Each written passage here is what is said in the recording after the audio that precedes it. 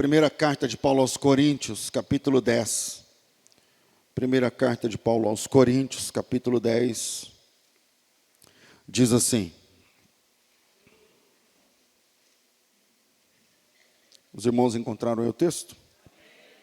1 aos Coríntios 10, diz assim o texto. Ora, irmãos, não quero que ignoreis que nossos pais estiveram todos debaixo da nuvem e todos passaram pelo mar. E todos foram batizados em Moisés, na nuvem e no mar. E todos comeram de um mesmo manjar espiritual. Beberam todos de uma mesma bebida espiritual, porque bebiam da pedra espiritual que os seguia. Aquela pedra era Cristo. Mas Deus não se agradou da maior parte deles, pelo que foram prostrados no deserto.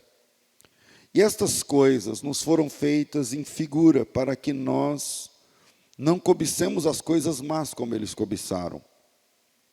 Não vos façais, pois, idólatras como alguns deles, conforme está escrito, o povo assentou-se a comer e a beber, e levantou-se para folgar.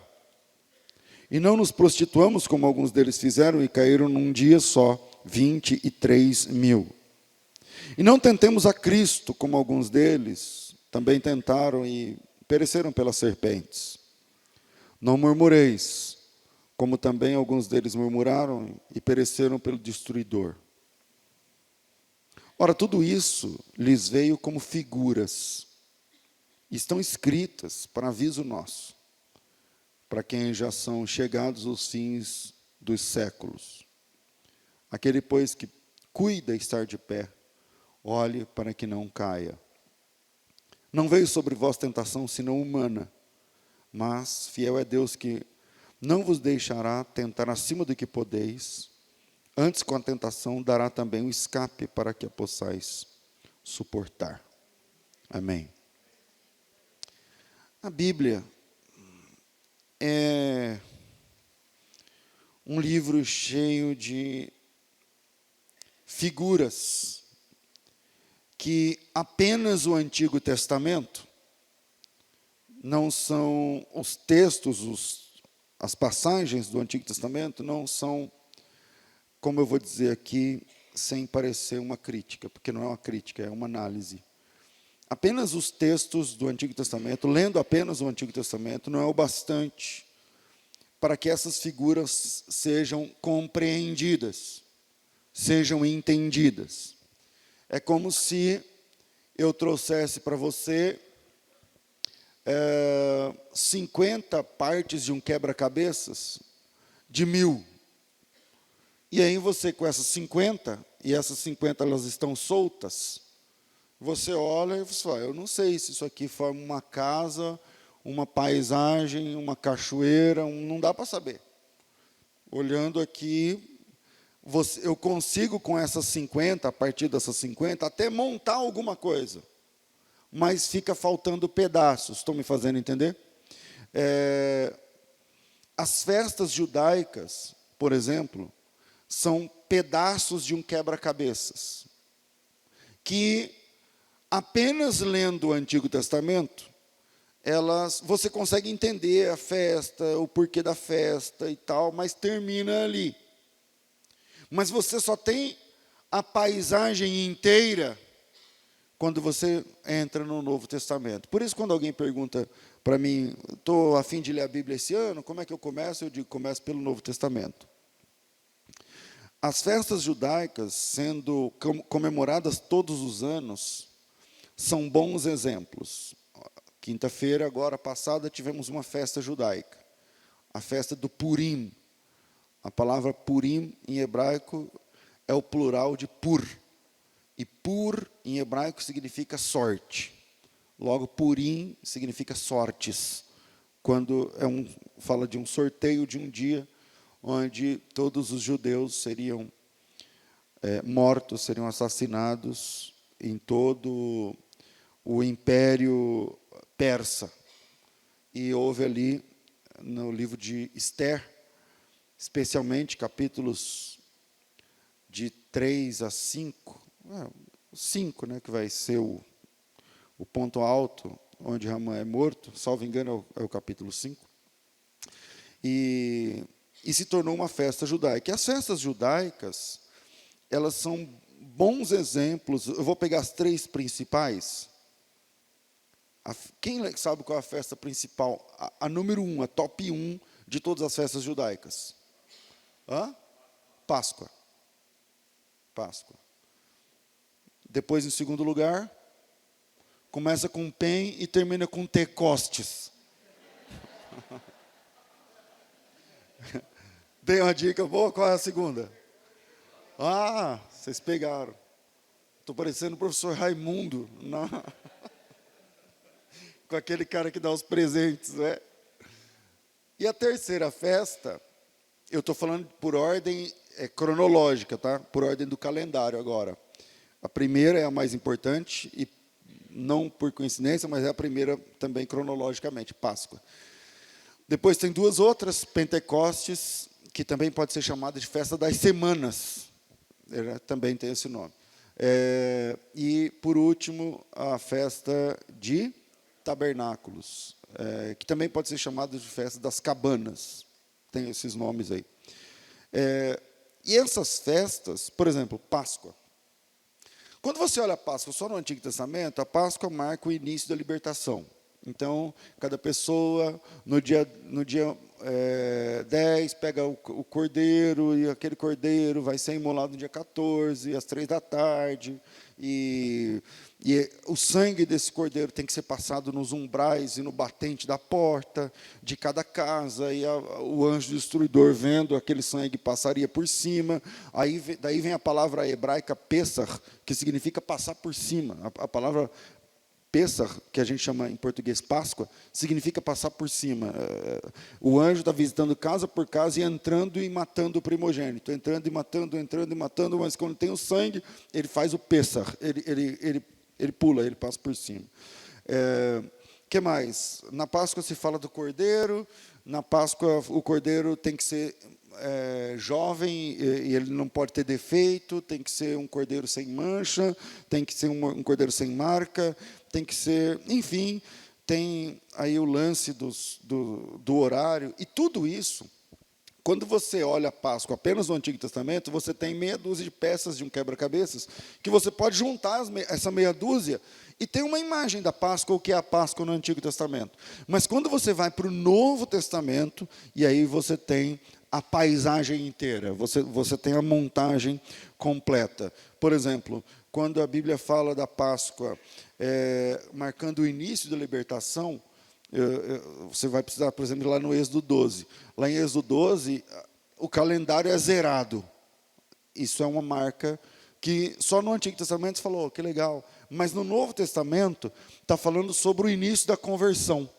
Porque quando se fala do Cordeiro, o calendário também é zerado. Aliás, a história do mundo é zerada em Cristo. Tudo é antes de Cristo ou depois de Cristo. E na nossa vida também. Você é uma pessoa antes de Cristo e você é outra pessoa depois de Cristo. Quer dizer, o calendário também zerou no momento da sua conversão. E nesse momento marca também o início da libertação.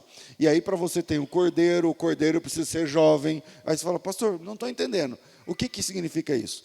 Jesus Cristo, ele foi assassinado antes de fazer 40, com 33 anos e meio de idade. E isso é uma indicação muito, muito importante, porque a pessoa na cultura judaica, até 40 anos é um jovem. Depois de 40 anos é um homem maduro. Não estou falando sobre se tornar responsável ou não, isso é com 12, 13 anos, mas eu estou falando na cultura judaica.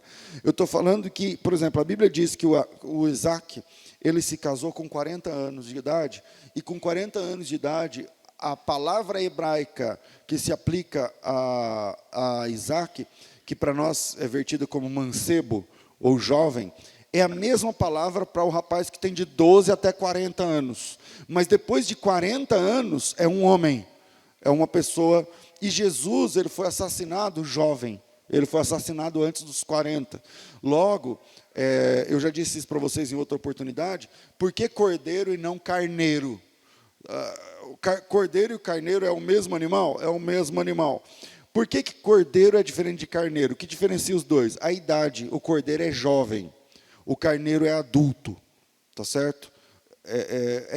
Não estou falando entre cordeiro e bode, são espécies diferentes. Eu estou falando de...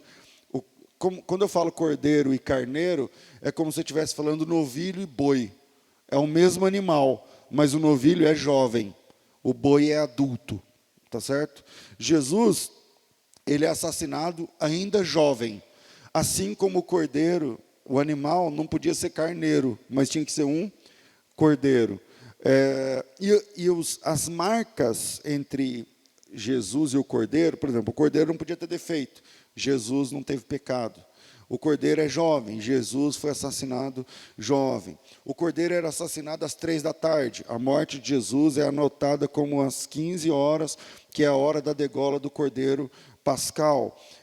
Na casa tem que ter o sangue de Jesus Cristo, na casa espiritual, que somos nós, é colocado logo no início. Enfim, as marcas entre... E eu estou falando só de uma festa, a Páscoa, mas eu podia falar, por exemplo, de Pentecostes. A festa de Pentecostes, ela marca...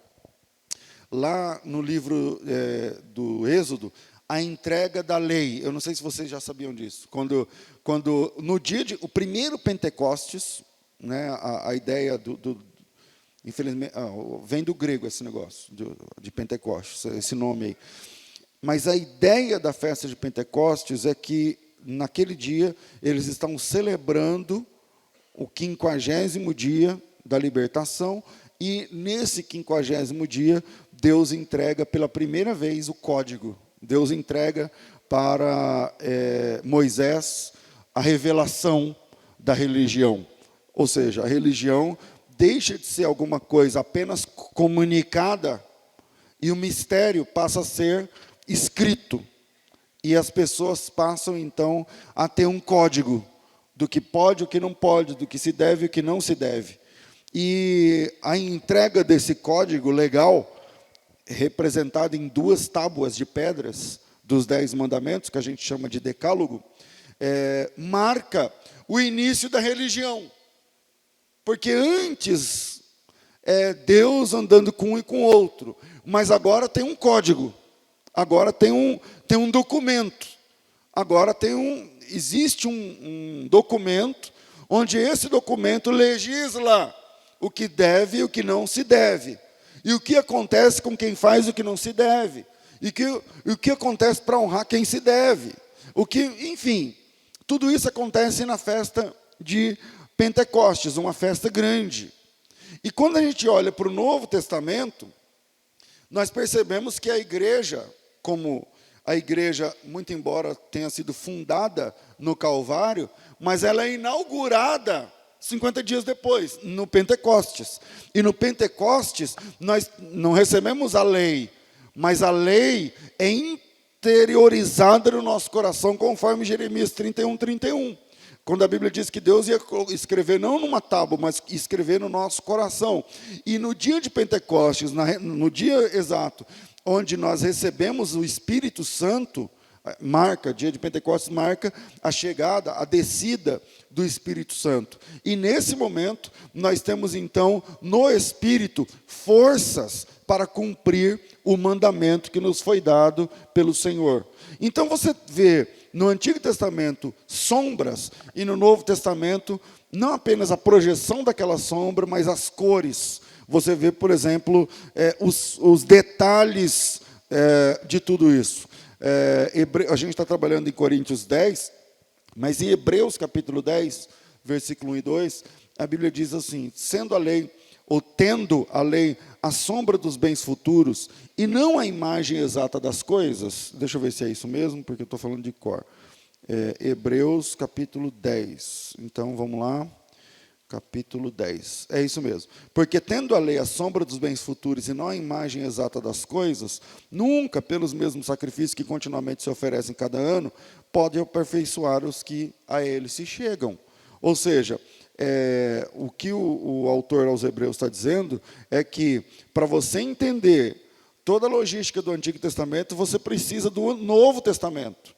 É um lance tecnicamente falando, teologicamente falando, é o lance do tipo e do antítipo. Tem uma matéria na teologia que estuda tipo, e eu não estou falando só da tipologia, eu estou falando do tipo e o antítipo. Quer dizer, é como se fosse a profecia e depois o cumprimento. E a palavra na teologia para isso é sensus plenior, que significa o grande cumprimento. Quando você olha, por exemplo, no Êxodo capítulo 16, a gente vê, por exemplo, a história do maná. A palavra maná vem do hebraico. São a junção de duas palavrinhas.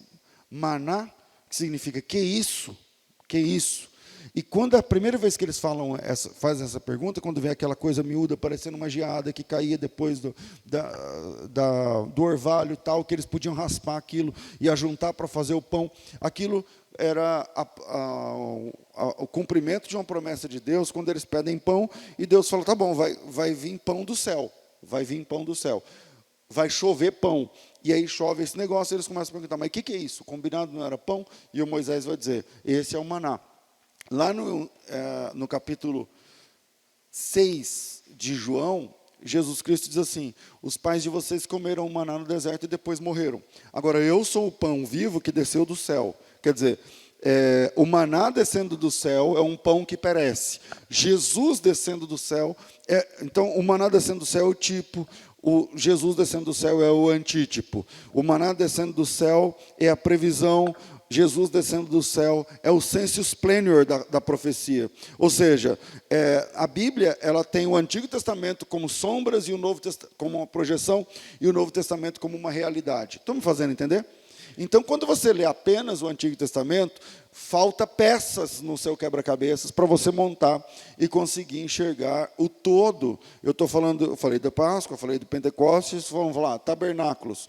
Na festa de tabernáculos, o que é o tabernáculo? Bom, o tabernáculo é quando existe, dado por Deus, um modelo de um centro de adoração que fosse montado para receber, para ter dentro dele o receptáculo da presença de Deus, ou seja, é um projeto de construção, onde lá dentro existe um objeto que comporta a presença de Deus. Isso é o tabernáculo. Só que esse projeto é portátil, esse projeto é desmontável. Então, a ideia do tabernáculo é, enquanto os pagãos tinham templos fixos, endereços fixos de alvenaria, Deus preferiu um projeto móvel, portátil, desmontável, para que recebesse a presença dele. Esse negócio chama-se tabernáculo. E no dia que esse tabernáculo foi inaugurado, teve uma festa. E essa festa foi deixada pelo Senhor como mandamento perpétuo. Todo ano vocês vão se alegrar, vocês vão fazer uma festa a respeito do tabernáculo. Quer dizer, o tabernáculo é o modelo de Deus para adoração. O que se cumpre no Novo Testamento? No Novo Testamento, a gente vai descobrir que Deus, Atos capítulo 7, tanto Atos capítulo 7 quanto Atos capítulo 19, talvez, eu não lembro, talvez 19, vai falar que Deus não habita em templos feitos por mãos de homens. É capítulo 17, que Deus não habita em templos feitos por mãos de homens. Ou seja, que o modelo de Deus é que a presença dele fosse recebida num templo móvel. E isso acontece no Antigo Testamento, quando é falado do tabernáculo, e isso acontece no Novo Testamento, o fato acontecendo, quando a Bíblia diz que Deus habita em homens, e homens são móveis, e homens, eles se movimentam. Assim como o tabernáculo se movimentava, no Antigo Testamento, e recebia a presença de Deus, no Novo Testamento, o templo é você. Nós somos o templo e nós recebemos a presença de Deus no nosso Santo dos Santos e nós nos movimentamos. Então, o modelo de Deus é um local que recebe a presença dele, mas que fosse móvel.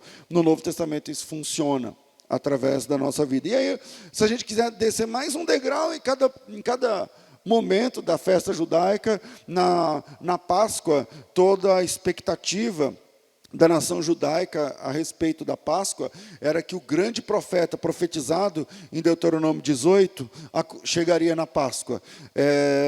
A expectativa, o último livro do Antigo Testamento, e o último capítulo do Antigo Testamento, e o último versículo do Antigo Testamento termina profetizando a chegada do grande profeta, o profeta Elias. E Jesus Cristo vai dizer lá em Mateus que Elias que João Batista cumpre.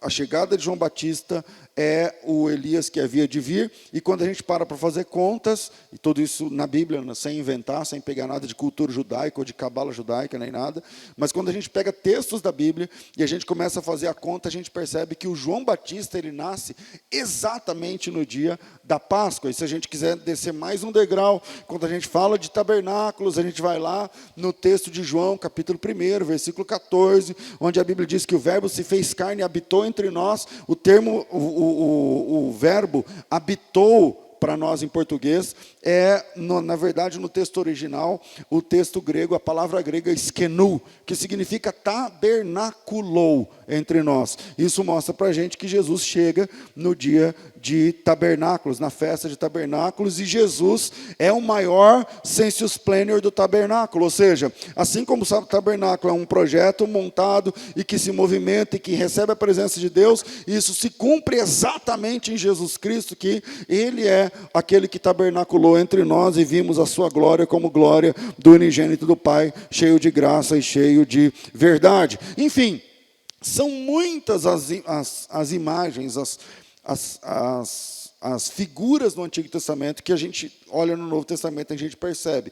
Eu vou falar uma palavra, por exemplo, que é uma palavra código dentro da teologia, que é a frase mão forte, braço estendido.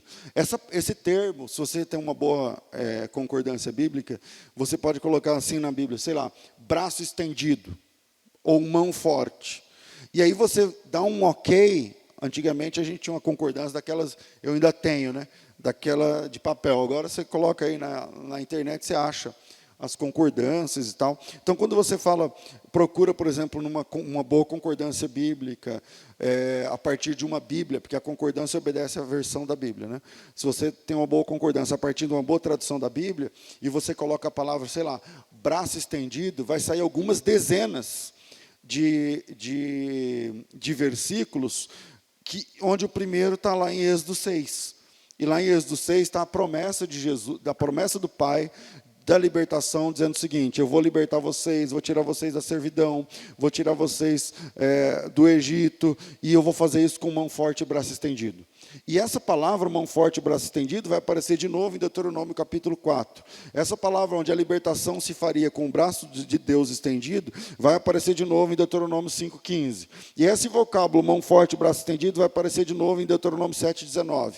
E esse termo, mão forte e braço estendido, vai aparecer de novo em Deuteronômio 11,2. E esse termo, mão forte, vou libertar você, mas vai ser com mão forte, com braço estendido, aparece de novo no primeiro livro dos Reis, 8,42. E esse termo, mão forte e braço estendido, aparece de novo lá em 2 Crônicas 6,32. E esse termo, mão forte, eu vou libertar você, e a libertação é com mão forte, com braço estendido, aparece de novo no Salmo 133, porque a sua misericórdia dura para sempre. E Ele nos libertou com mão forte e braço estendido, porque a sua misericórdia dura para sempre. E esse vocábulo, mão forte e braço estendido, aparece em Jeremias 32, quando ele fala da nova aliança. E esse termo, mão forte e braço estendido, aparece em Ezequiel, capítulo 20, versículo 33, versículo 34.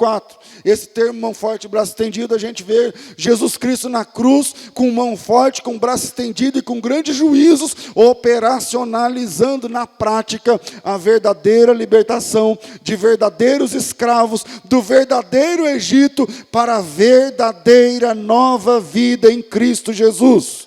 Então, quando a gente olha para a Bíblia, a gente vê palavras, frases que soltas, a gente não tem uma ideia. Mas quando a gente cai no Novo Testamento, a gente vai entender, falando assim, peraí, então é disso que ele está falando. Por exemplo, no capítulo 50, versículo 24 do Gênesis, pela primeira vez vai aparecer uma palavra, dizendo outra palavra desse tipo.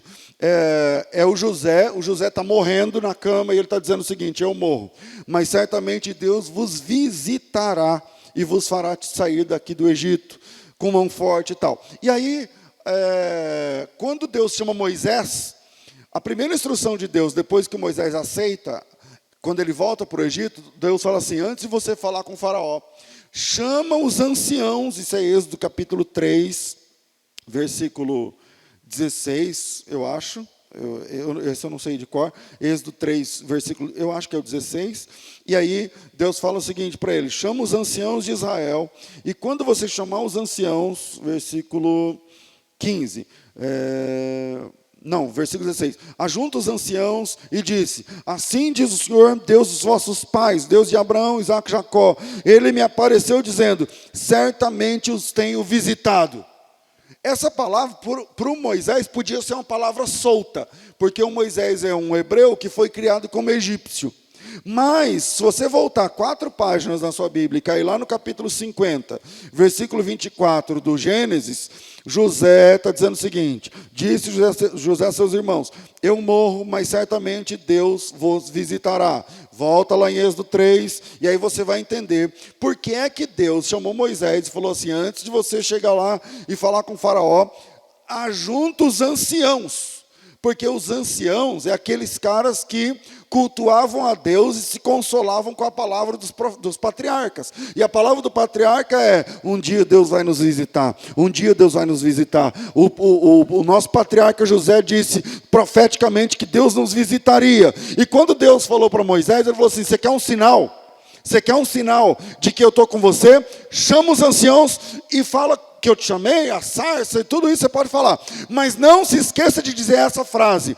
O Senhor certamente está visitando vocês. E quando Moisés fala essa frase no capítulo 4, que ele chama os anciãos e fala, o Senhor tem vos visitado, na mesma hora os anciãos entendem, então você é mandado por Deus. Porque faz quase 500 anos que nós temos cultuado ao Senhor e nos consolado com essa frase. O Senhor vai nos visitar, o Senhor vai nos visitar, o Senhor vai nos visitar.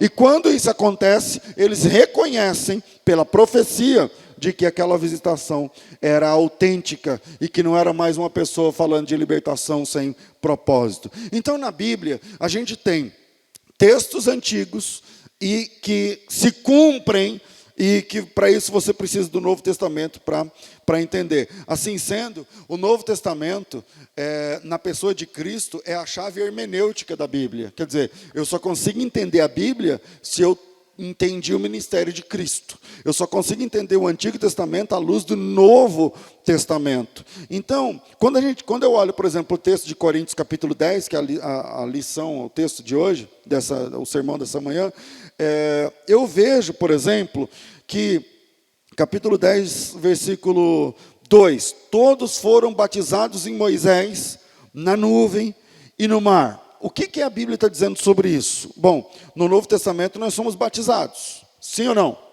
Sim. Só que lá no livro do Êxodo tem o primeiro batismo. Tem gente que fala o seguinte, o primeiro batismo é com João Batista.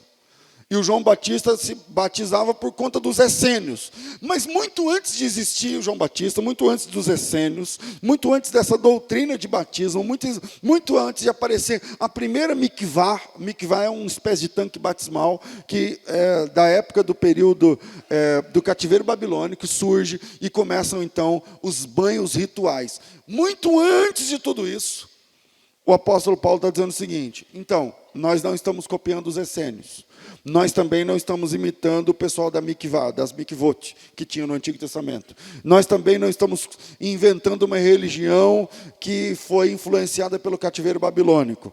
Todo o pessoal que foi liberto, eles passaram pelo batismo. Aí o pessoal fala assim, que batismo? Porque para batismo tem que ter água. Aí ele diz, então, eles foram batizados no mar.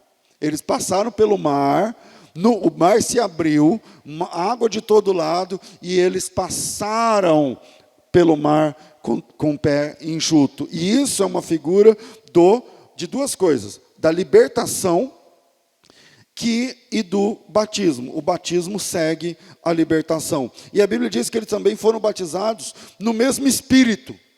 Você fala assim, peraí, a nuvem é a presença de Deus, manifesta espiritualmente, que de dia era uma nuvem, coluna de nuvem, à noite era uma coluna de fogo. Está lá no Êxodo 13, 23 ou 33, eu não lembro aqui, mas a Bíblia diz que nunca se tirou diante deles a coluna de nuvem de dia e a coluna de fogo de noite. Logo, todo esse aparato da libertação, batismo em águas e o Espírito por cima, esse batismo na nuvem.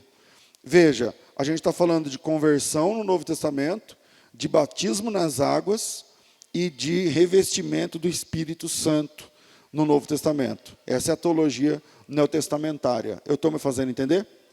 Logo, essa teologia nada mais é do que o cumprimento das figuras apresentadas no Antigo Testamento. Eles passaram pelo mar, nós também passamos pela água.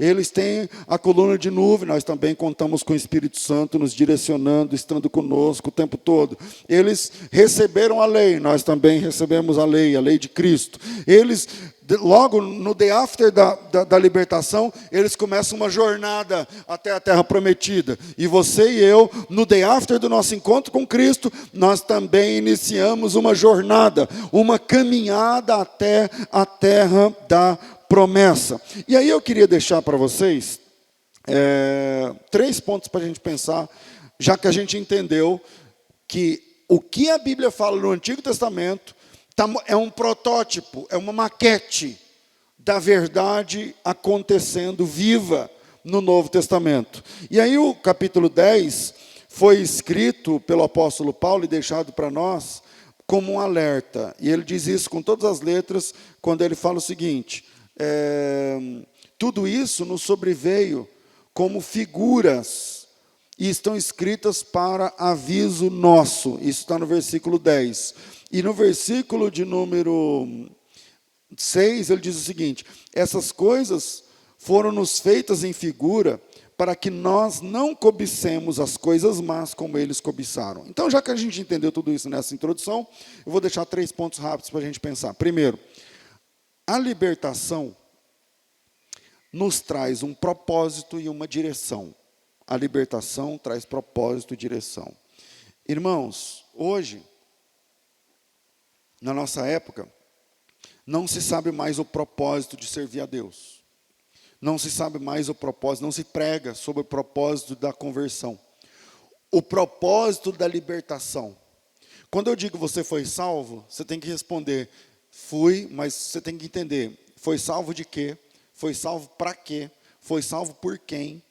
Para onde você vai? O que é ser salvo? O que você ganha ao ser salvo? O que você perde ao ser salvo? Qual o propósito de ser salvo?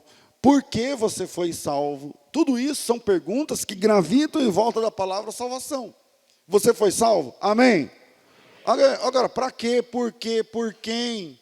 Quando? Como? Essas perguntas norteiam a nossa vida.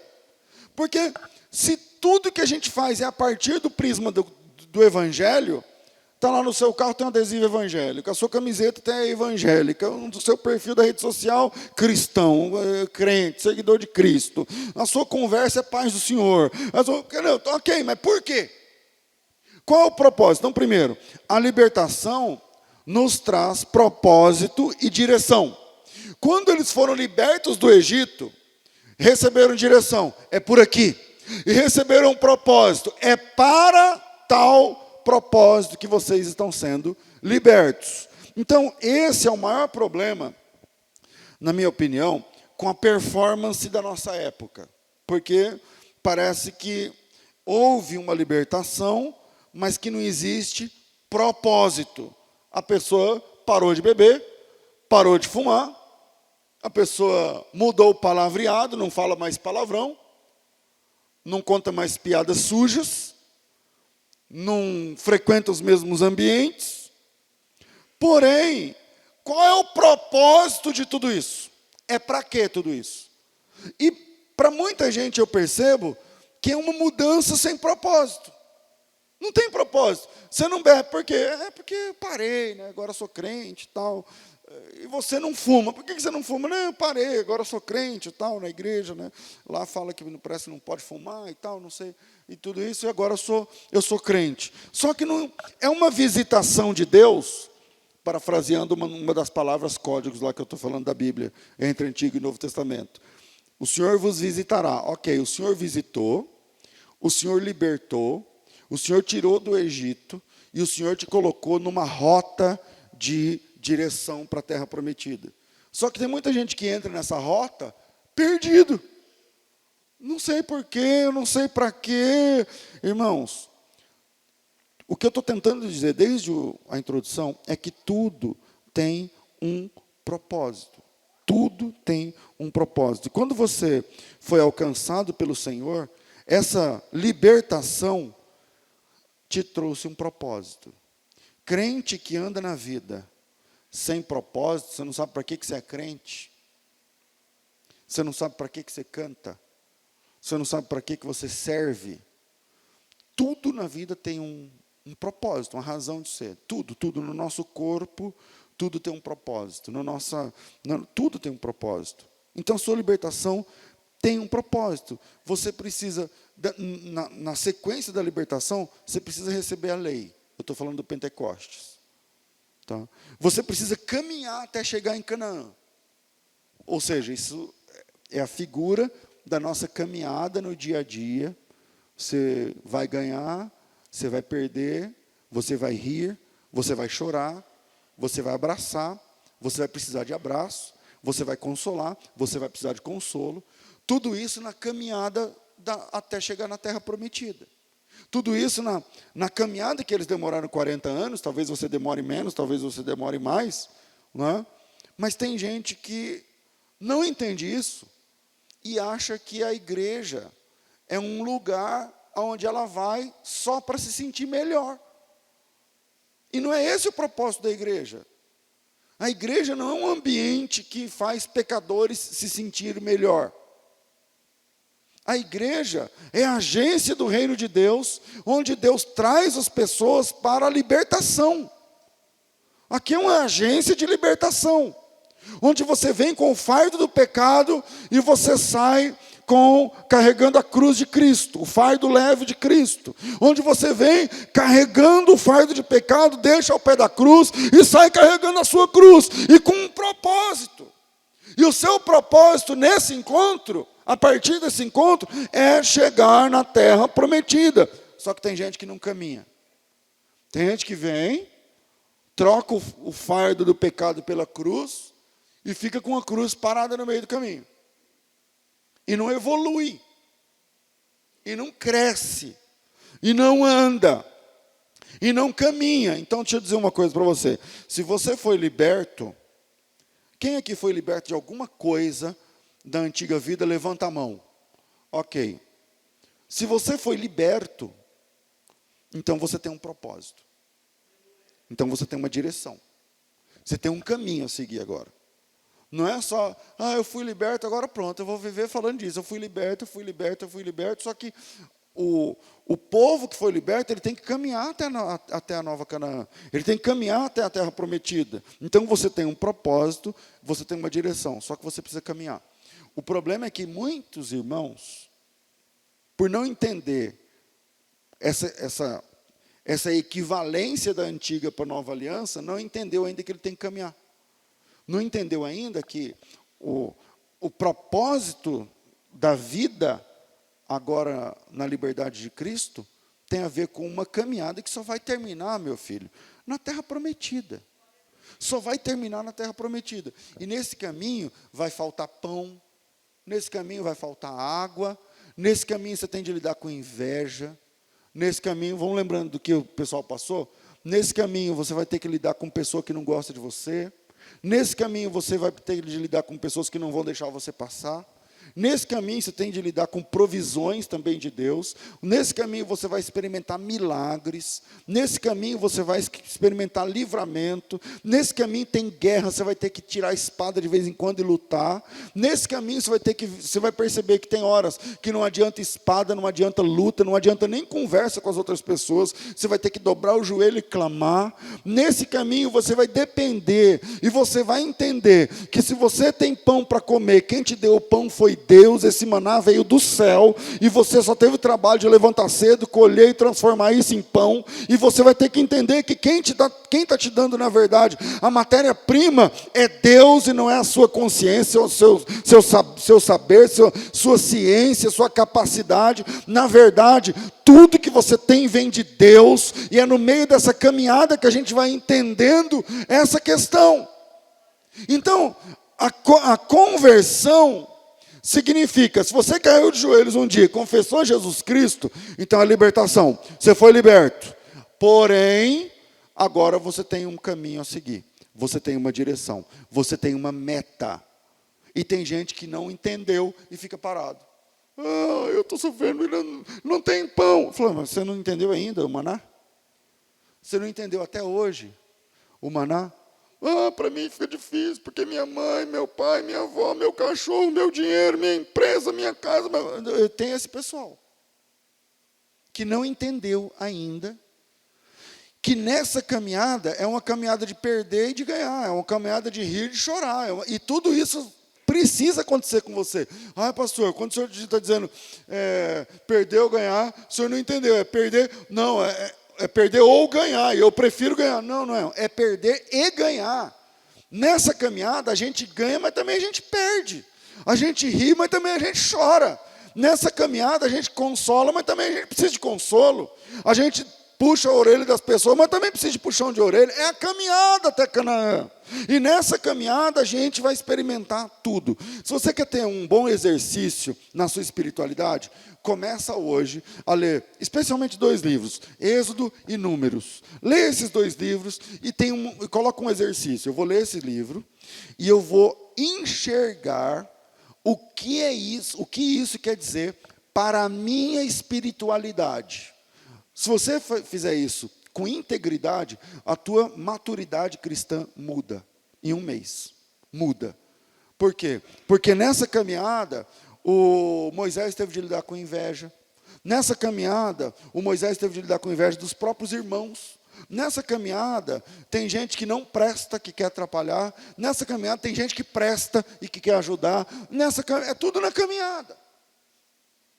Então, um exercício de maturidade começa por você entender o seguinte: a libertação que foi de graça, foi com mão forte e braço estendido, eles sozinhos não iam ser libertos, precisou da intervenção de Deus. A salvação é a mesma coisa, você sozinho não se salva, você precisou da intervenção de Deus, que com mão forte e braço estendido na cruz, libertou você, mas essa libertação apertou o start de uma caminhada. E se você ficar parada, se você ficar estático, se você não avança, você não cresce e você não chega. Não tem escada rolante, não tem esteira rolante. Você precisa caminhar. Então, primeiro, a libertação te trouxe propósito e direção. Amém, irmãos? Segundo, escolha melhor os seus parceiros de caminhada. Escolha bem os seus parceiros de caminhada. Eu devo claro, Deus em primeiro lugar, mas eu acho que eu devo o meu ministério e o chamado que Deus me deu a uma situação. E a situação é a seguinte: as pessoas com quem eu me envolvi na fé, nos meus primeiros passos, eram pessoas apaixonadas pela palavra, pelo ensino e pela pregação do Evangelho. Porque na igreja,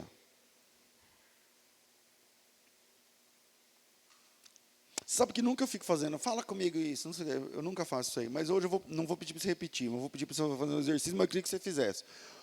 Olha bem em volta, assim, ó. Olha na cara de todo mundo. Olha, de verdade. Olha. Então, olha bem na cara, marca uns 4 ou 5. Olhou? Olha aqui para mim, deixa eu explicar uma coisa para vocês. Cada pessoa dessa faz parte de um clube da igreja. Uma panela da igreja. E quando eu falo panela, não é que tem uma panelinha de fulano contra... Não é isso não. Cada pessoa é um time, faz parte de um time. Então você olhou para pessoas, talvez você olhou, uma dessas que você olhou, é um cara apaixonado, uma irmã apaixonada pelo evangelho, apaixonado por pregar. Mas talvez você também olhou para alguém que gosta de encrenca, que gosta de falar mal dos outros. Você acha que não tem aqui dentro? Tem. Tem crente que presta e crente que não presta. Ouvindo essa palavra agora aqui entre nós. Tem crente bom, muito bom, e tem crente ruim, muito ruim, muito ruim. Tem gente que ama a obra de Deus, um desses que você olhou.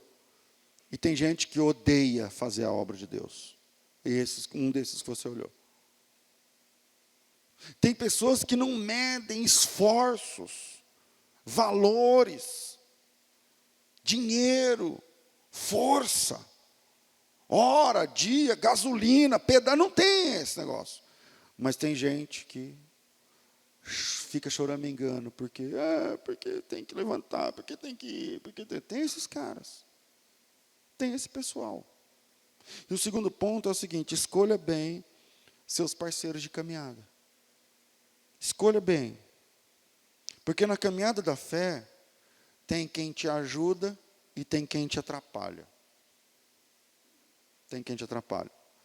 Você já teve algum amigo ou amiga que você parou, não porque você é crente, não porque você está ouvindo o que eu estou falando, mas que você já parou e falou assim, caramba, toda vez que eu sento que esse cara, eu saio pior. Toda vez que essa pessoa vem, é só para reclamar. É só para falar mal. Vocês conhecem gente assim? Sim ou não? Sim. Então, na caminhada da fé, tem quem te levanta e tem quem te abate.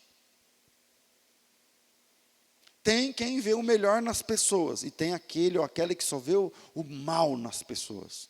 E às vezes, ele não está nem errado de ver, às vezes o mal é real.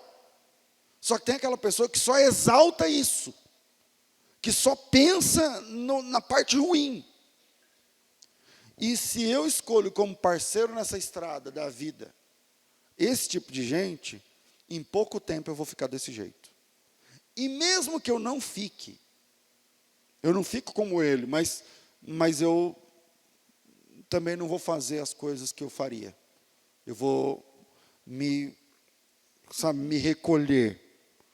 Alguns são de Deus.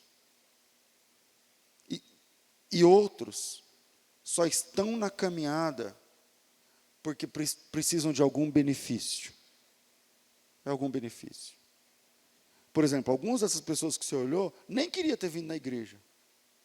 Veio porque a mãe trouxe. Veio porque a mulher falou, você vai. Veio porque o marido falou, não, vamos, nós somos crentes, vamos. Veio. Tem essas pessoas. Tem esse pessoal na fé. Abre a Bíblia em Êxodo 12. Eu vou te mostrar um negócio. Um detalhe que se passa despercebido, a gente não consegue resposta para um monte de coisa na Bíblia. Mas se você entender, está aí a resposta. Êxodo 12, a saída dos israelitas do Egito. É assim que está para mim, no versículo 37. Diz assim o texto. Assim, partiram os filhos de Israel de Ramsés para Sucote. Cerca de 600 mil de pé, somente varões, isso sem contar mulheres e crianças. Mas subiu também com eles uma mistura de gente. Outra versão, um vulgo. Outra versão, um populacho. Outra versão, uma mistura de polvo. Eu não lembro outras versões, só lembro essas. Mas do que a Bíblia está falando? Então olha aqui para mim. No momento exato da libertação, quando o botão foi acionado e o portão do Egito abriu, não tinha botão, nem o Egito também não tinha muro, só para a gente entender. Tá? Quando Deus operacionalizou a libertação, falou, é agora.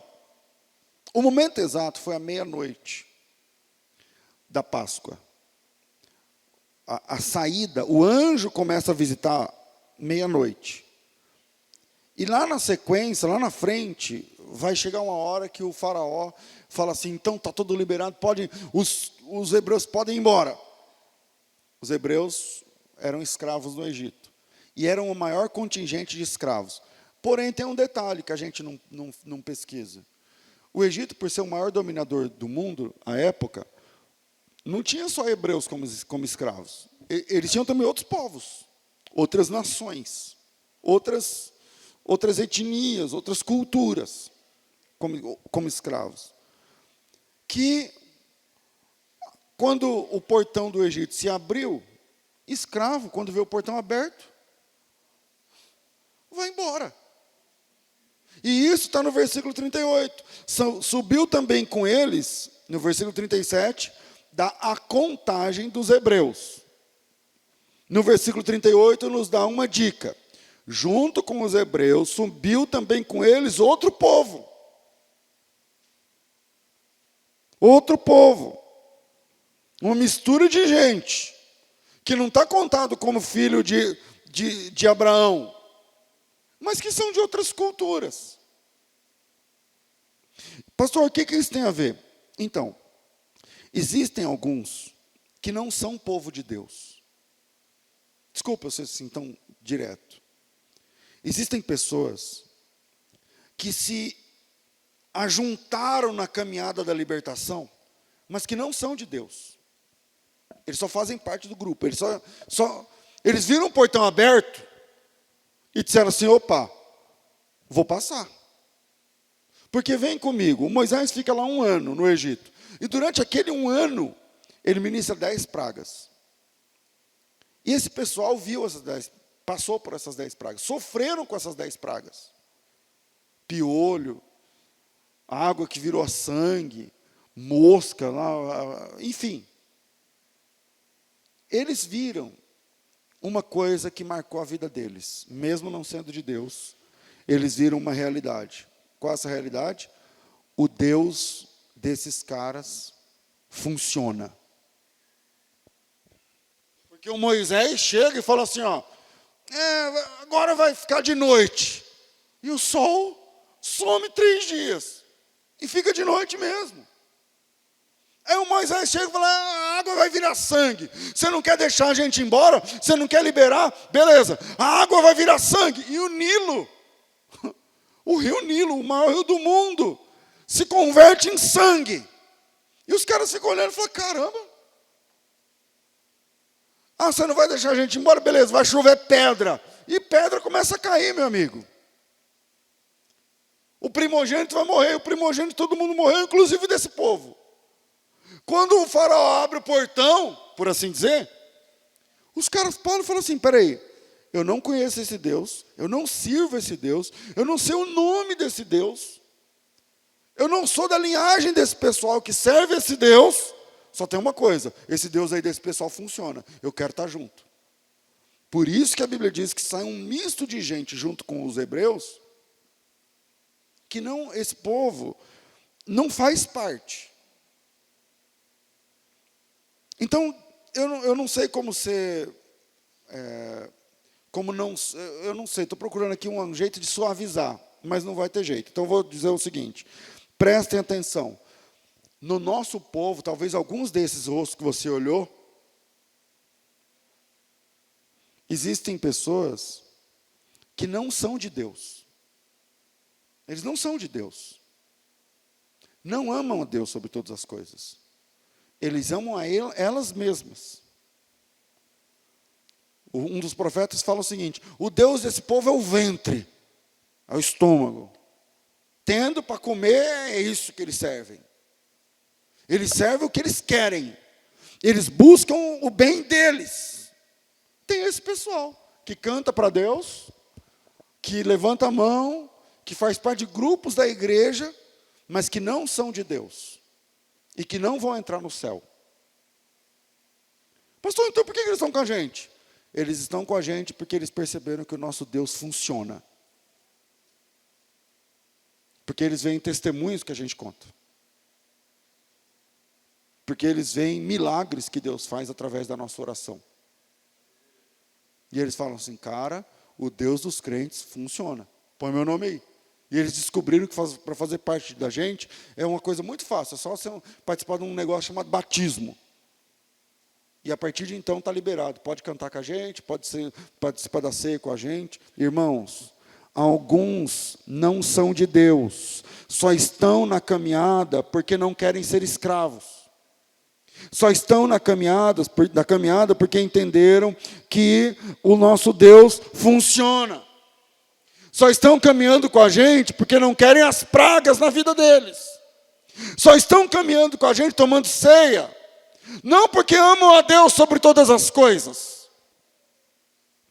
Porque uma pessoa que não larga a bebida, o cigarro, uma pessoa que não larga o palavrão, a ira, o ciúme, essa pessoa não ama a Deus sobre todas as coisas. Não ama a Deus sobre todas as coisas. Porque se amasse a Deus sobre todas as coisas, respeitava esses quesitos que eu ressaltei agora.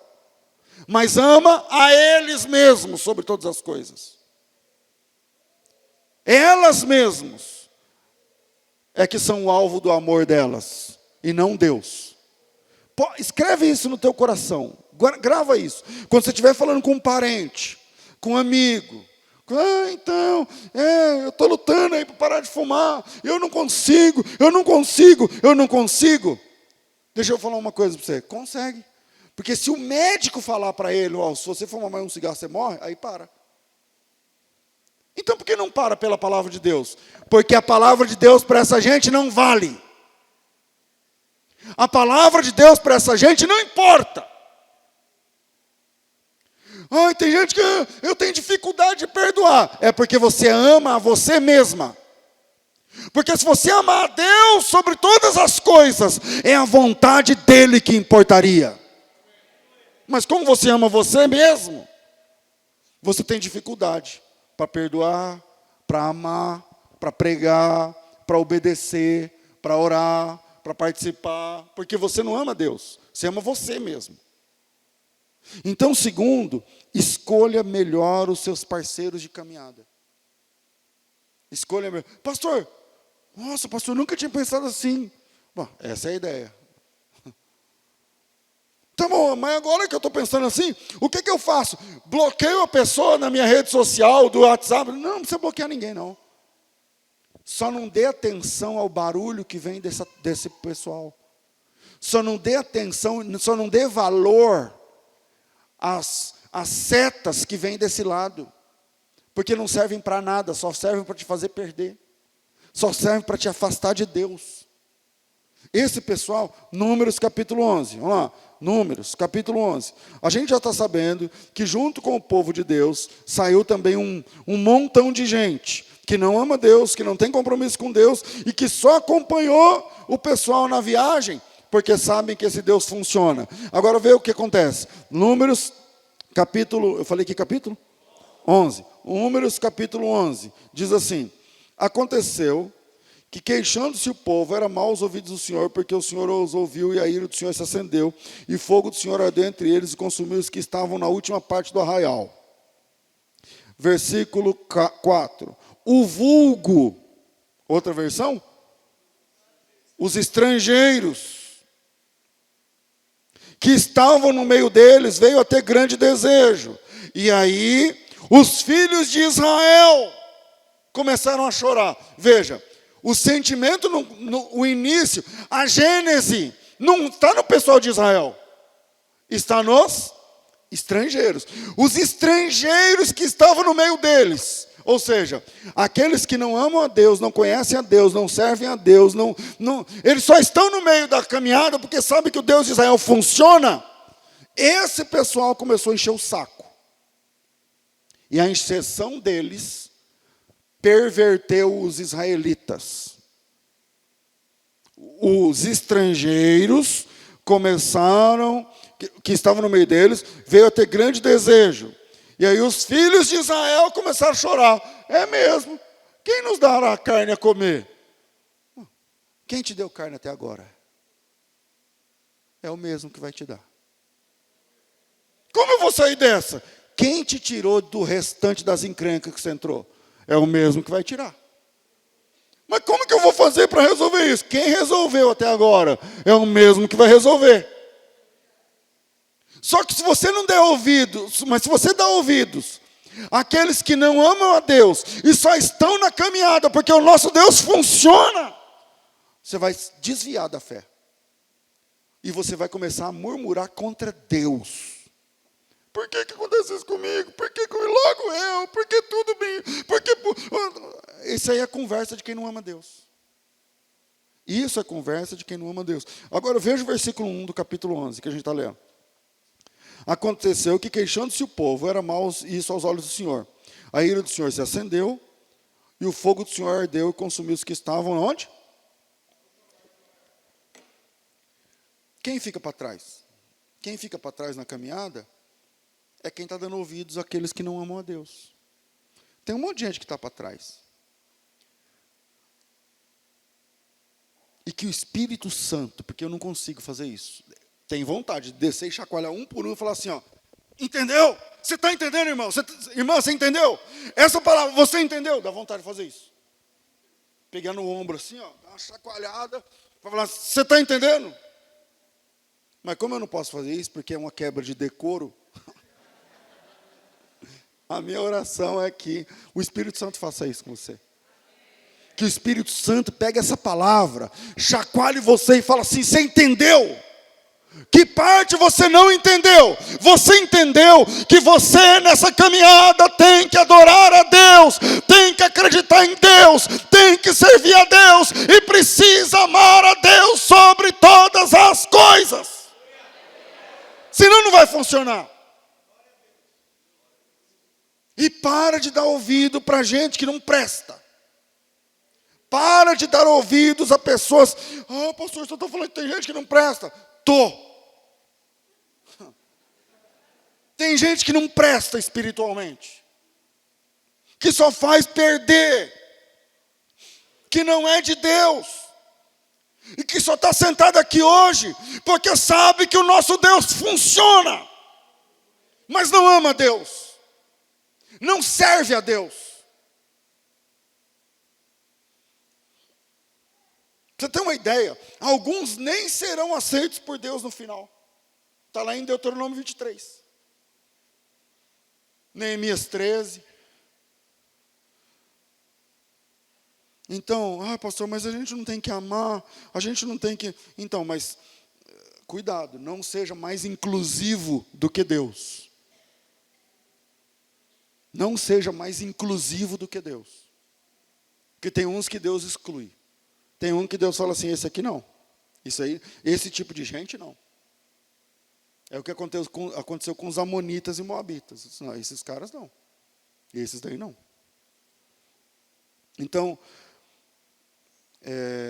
escolha bem os seus parceiros de caminhada. Eu vou parar porque o outro era muito longo.